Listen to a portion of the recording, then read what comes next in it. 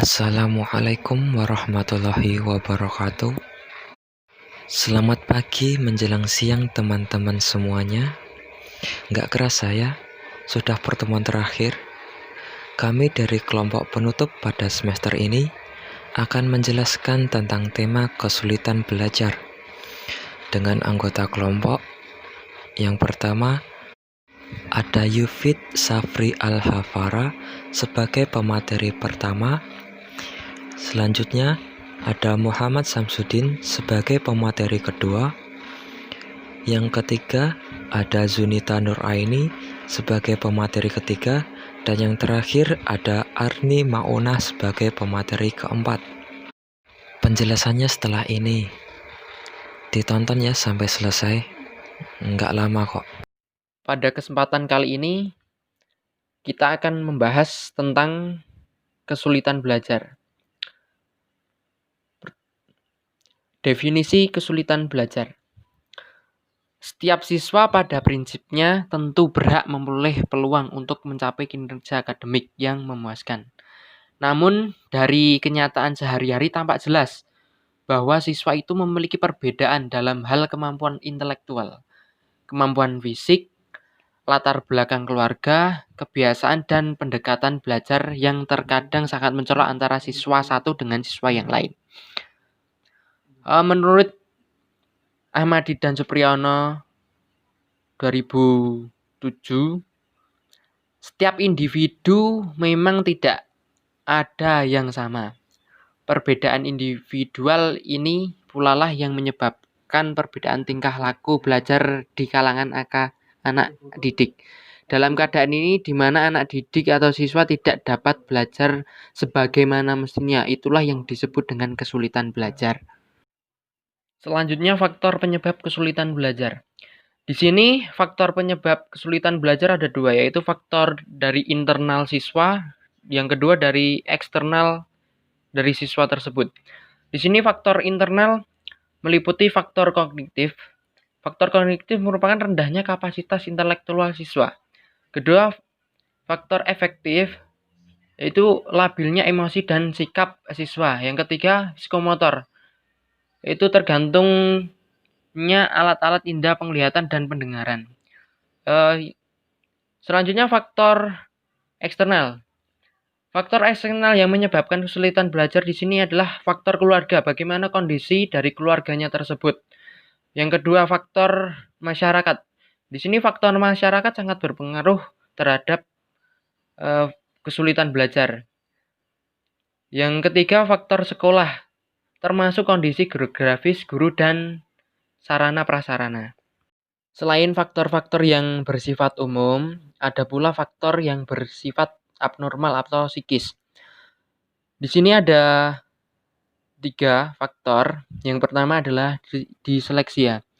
Disleksia yang ini ketidakmampuan belajar membaca. Yang kedua ada disgrafia, yakni ketidakmampuan belajar menulis. Yang ketiga ada di diskalkulia, yakni ketidakmampuan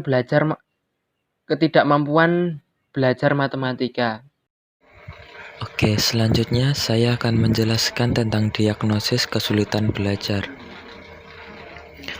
Sebelum menetapkan alternatif pemecahan masalah kesulitan belajar siswa, guru sangat dianjurkan untuk terlebih dahulu melakukan identifikasi, upaya mengenali dengan cermat terhadap fenomena yang menunjukkan kemungkinan adanya kesulitan belajar yang melanda siswa tersebut.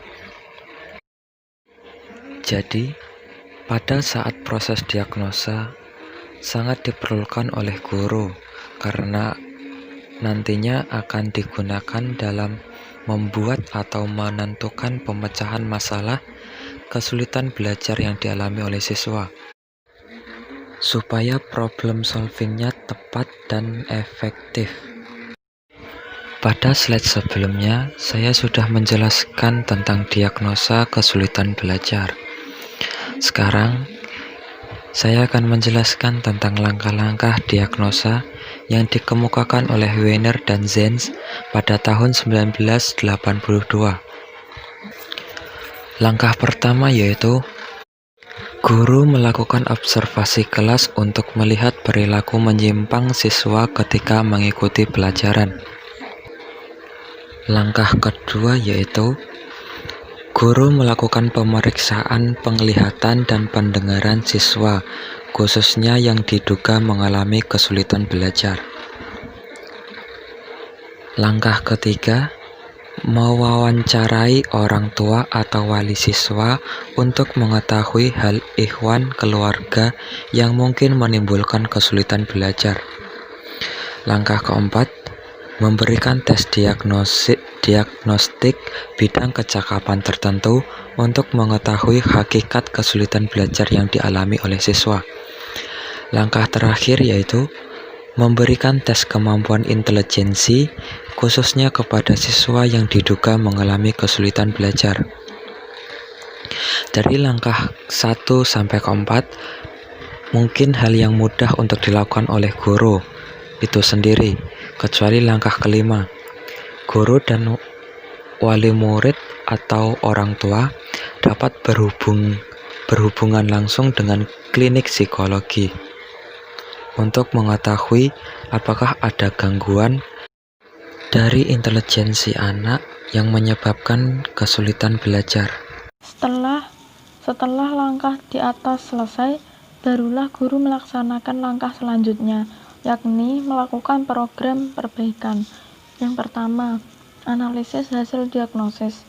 Data dan informasi yang diperoleh guru melalui diagnostik kesulitan belajar tadi perlu dianalisis sedemikian rupa, sehingga jenis kesulitan khusus yang dialami siswa yang berprestasi rendah itu dapat diketahui secara pasti. Yang kedua, ada menentukan kecakapan bidang bermasalah.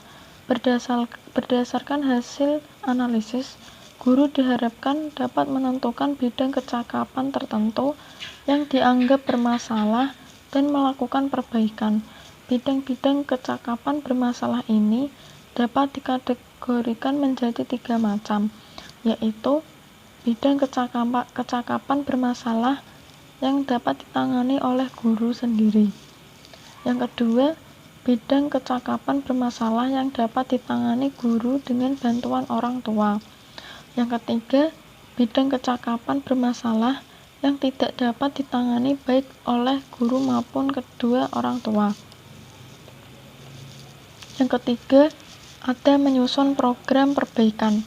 Dalam hal menyusun program pengajaran perbaikan, sebelumnya guru perlu menetapkan hal-hal sebagai berikut. Yang pertama, ada tujuan pengajaran remedial. Yang kedua, materi pengajaran remedial.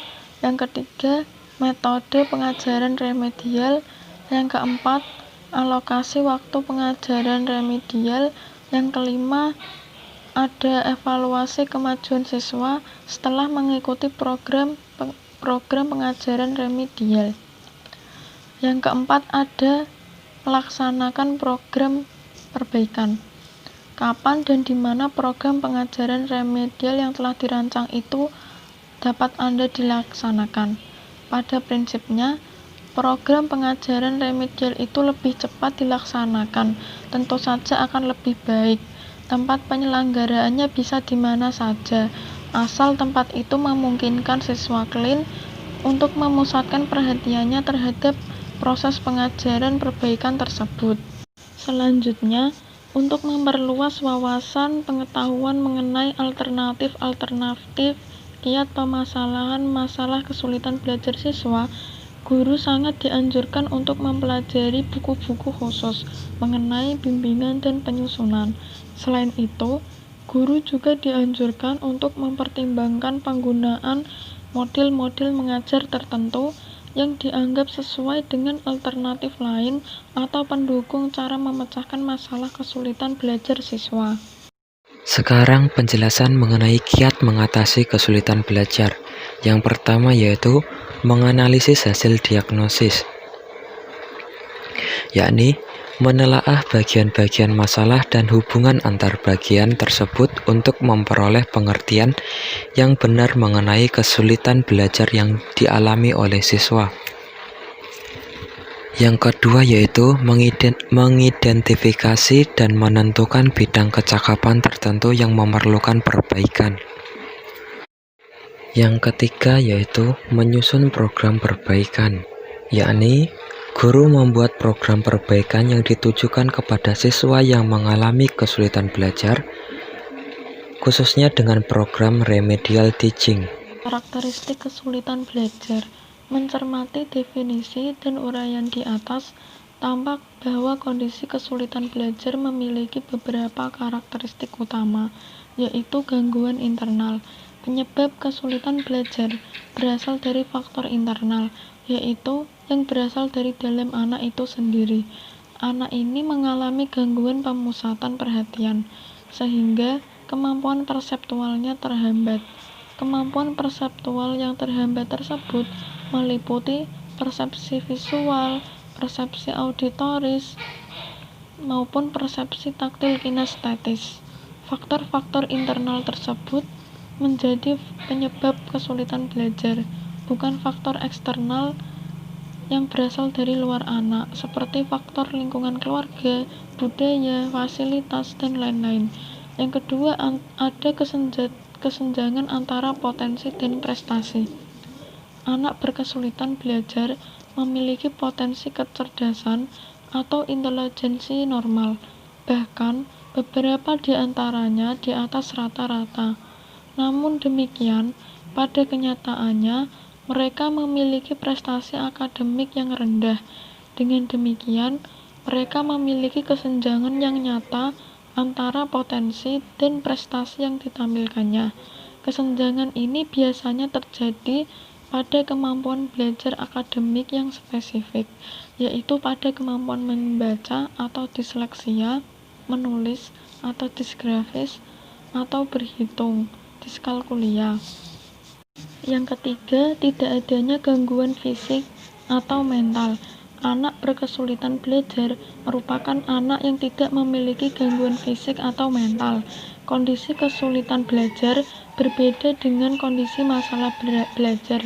Berikut ini ada tunagrahita atau mental retardation. Anak tunagrahita memiliki intelijensi antara 50-70. Kondisi tersebut menghambat prestasi akademik dan adaptasi sosialnya yang bersifat menetap.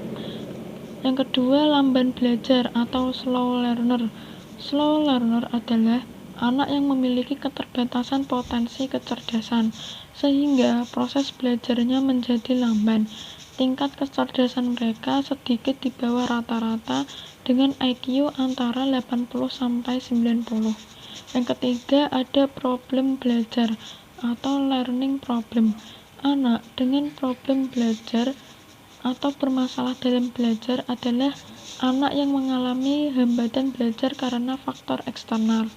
Faktor eksternal tersebut berupa kondisi lingkungan keluarga, fasilitas belajar di rumah atau di sekolah, dan lain sebagainya. Kondisi ini bersifat temporer atau sementara dan mempengaruhi prestasi belajar. Menurut Valet, terdapat 7 karakteristik yang ditemui pada anak dengan kesulitan belajar. Kesulitan belajar di sini diartikan sebagai hambatan dalam belajar, bukan kesulitan belajar khusus. Yang pertama, kemungkinan anak tersebut mengalami sejarah kegagalan akademik berulang kali. Yang kedua, bisa jadi hambatan fisik atau tubuh atau lingkungan berinteraksi dengan kesulitan belajar. Yang ketiga, adanya kelainan motivasional. Yang keempat, kecemasan yang samar-samar, mirip kecemasan yang mengembang. Yang kelima, perilaku berubah-ubah, dalam arti tidak konsisten dan tidak terduga. Yang keenam, ada penilaian yang keliru karena data tidak lengkap. Yang ketujuh, pendidikan dan pola asuh yang didapat tidak memadai. Materi selanjutnya yaitu penanganan kesulitan belajar. Penanganan yang diberikan pada kasus anak dengan kesulitan belajar tergantung pada hasil pemeriksaan yang komprehensif dari tim kerja. Penanganan yang diberikan pada anak dengan kesulitan belajar meliputi Yang pertama ada penanganan di bidang medis, yang kedua ada penanganan di bidang pendidikan. Baik, saya lanjutkan. Untuk penanganan kesulitan belajar itu terdapat dengan penanganan bidang medis. Itu melalui terapi obat, ada yang dari berbagai kondisi depresi dapat diberikan dengan obat golongan antidepresi, atau GBPH diberikan obat golongan psikostimulasia, misalnya Ritalia dan lain-lain. Terapi perilaku yang sering diberikan ada modifikasi perilaku. Dalam hal ini anak akan mendapatkan penghargaan langsung jika ia dapat memenuhi suatu tugas atau tanggung jawab atau perilaku positif tertentu.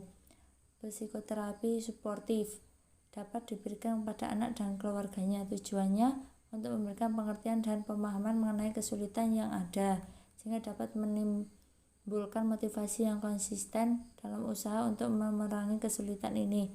Pendekatan psikososial lainnya seperti psikoedukasi oleh orang tua dan guru, pelatihan keterampilan sosial bagi anak, atau melalui penanganan di bidang pendidikan seperti pengajaran remedial merupakan salah satu bentuk pengajaran yang bertujuan untuk mengatasi kesulitan belajar yang dialami individu. Itu dengan cara mengidentifikasi program pengajaran untuk memahami kesulitan yang dialami individu. Program remedial dibuat berdasarkan tingkat kemampuan yang dimiliki individu. Pengajaran remedial haruslah mempertimbangkan pemanfaatan yang proses pengajaran yang dilakukan melibatkan ke seluruh panca indera yang dimiliki, mengontrol variabel, memperhatikan kesulitan antara kesulitan yang dialami dengan psikonologi peserta didik. Bentuk-bentuk pengajaran remedial seperti pelatihan dan penguasaan tugas dan keterampilan, pelatihan penguasaan proses, pelatihan dan perilaku dan kognitif. Melalui pengaturan ruang sumber belajar, salah satunya yang dapat diberikan bagi peserta didik yang kesulitan belajar.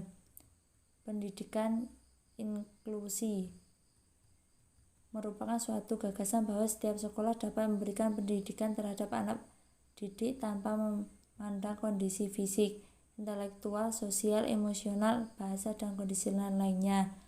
Pengulangan berulang dan praktek spesifik. Penanganan kesulitan belajar bagi peserta didik dapat dilakukan dengan penguatan berulang dan praktik spesifik dapat membuat pemahaman lebih mudah. Bener kan? Gak lama. Makasih ya udah ditonton sampai selesai. Dari penjelasan yang kami sampaikan, pasti dari teman-teman udah ada yang paham dan ada juga yang belum paham. Nanti ditanyakan ya. Jangan malu-malu. Diterima kok pertanyaannya. Wassalamualaikum warahmatullahi wabarakatuh.